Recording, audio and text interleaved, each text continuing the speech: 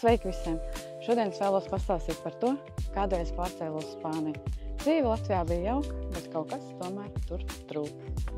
Latvijā man bija darbs, mājas un ikdiena, bet pēdējā laikā aizvien biežāk es sāku domāt par pārmaiņām. Kā arī laikapstākļi palēkie, kas Latvijā man lika aizvien vairāk domāt par pārcelšanos tur, kur ir saule un viegums.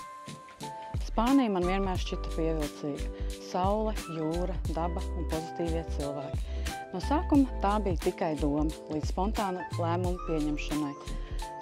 Lidojums uz Spāniju un Tenerifi, lai izvēlētos dzīvot vai Spānijā vai Tenerifē.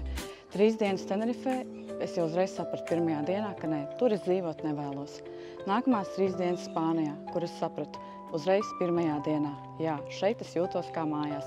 2. diena Spānijā atrodu māju, viss iepatīkās, parakstu līgumu. 3. diena lidoju uz mājām kopā ar atslēgām un paziņoju mājniekiem jaunums.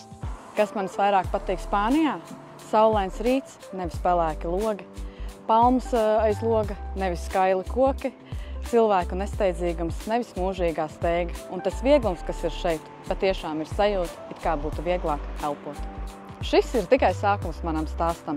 Ja arī tevi interesē vairāk par dzīvi Spānijā, tad seko man. Un nākošajā video es tev pastāstīšu par to, ar ko Spānija man pārsteidzis vairāk un ko man nebija stāstījis neviens pirms ierašanās šeit. Tiekamies!